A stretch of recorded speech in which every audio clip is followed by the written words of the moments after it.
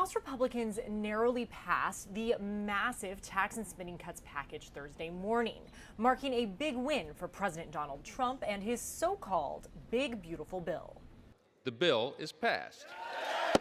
This came after several days of chaos and intense negotiations, and there were some changes made. Prior to the vote, House Republicans unveiled a slate of changes to the bill in an effort to win over holdouts in the party. Those changes included implementing new work requirements for Medicaid earlier and phasing out Biden-era energy tax credits sooner than originally planned, among other provisions. Now, all eyes turn to the Senate. Here's House Speaker Mike Johnson's message to Republicans in that chamber. I encourage them to remember that we have a very delicate equilibrium that we reached on here. A lot of work went into this to find exactly the right balance. And you all saw how perilous that was over the last week as it developed. And I encourage our Senate colleagues to think of this as a one-team effort. This massive piece of legislation addresses several of Trump's campaign promises, such as extending his 2017 tax breaks and eliminating taxes at least until 2028 on tips and overtime pay. It also devotes billions to border security, allowing for a major crackdown on immigration. Now, how much of the House's version will survive the Senate GOP is unclear, but they are under a lot of pressure to move quickly. The stated goal is to get this bill to the president's desk for a signature by July 4th. Reporting at the White House, I'm Julia Benbrook.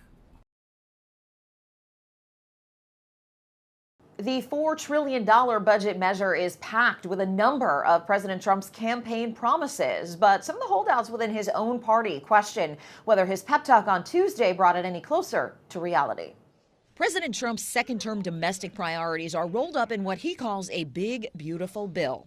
I think we're going to get everything we want, and I think we're going to have a great victory. But making a push on Capitol Hill Tuesday, Trump encountered a divided House GOP caucus. Republicans from key swing districts warning changes to health coverage and food assistance programs could leave them politically vulnerable. Some blue state Republicans holding out for a bigger federal deduction for state taxes, and fiscal conservatives argue the bill doesn't do enough for the federal deficit. The problem is it's being touted as a bill that corrects deficit spending, and it doesn't do that. It doesn't actually manage the deficit well. The bill seeks to make permanent nearly all of the individual income tax breaks signed into law by Trump during his first term in 2017. It would also temporarily eliminate federal taxes on tips and on overtime pay and boost the child tax credit through 2028. To offset tax cuts, the bill proposes a Medicaid overhaul that seeks to cut spending with new rules like work requirements for adults physically capable of working and more frequent eligibility checks for those using the program.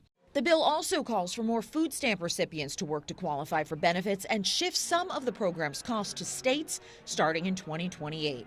House Speaker Mike Johnson expressing confidence Republicans can resolve their differences. We are right on track to deliver, and that's what you'll see this House do this week. This congressional conversation taking place just days after Moody's ratings downgraded the nation's debt. Moody's cited debt that is far outpacing government revenue. That underscores the argument of some fiscal conservatives that this bill doesn't cut spending enough. In Washington, I'm Karen Kafa.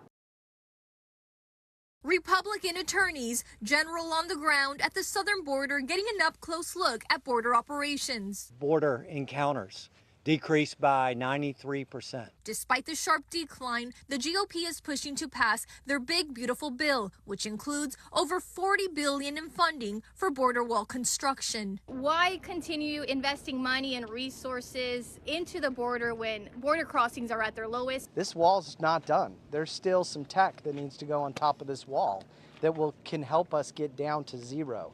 We've got to get to zero.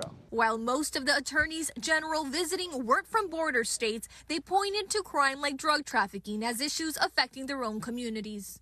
You know, Alabama's not a border state, but we're impacted by an insecure border. Kansas Attorney General Chris Kobach called for greater collaboration between local and federal agencies, highlighting that law enforcement agencies in 13 different states have now signed agreements with ICE. Probably the biggest force multiplier for ICE is state and local law enforcement through Section 287G agreements to coordinate and work with sheriff's deputies and others in helping ICE enforce in the interior of the country. It's collaboration that some Arizona law enforcement agencies would like to see more of.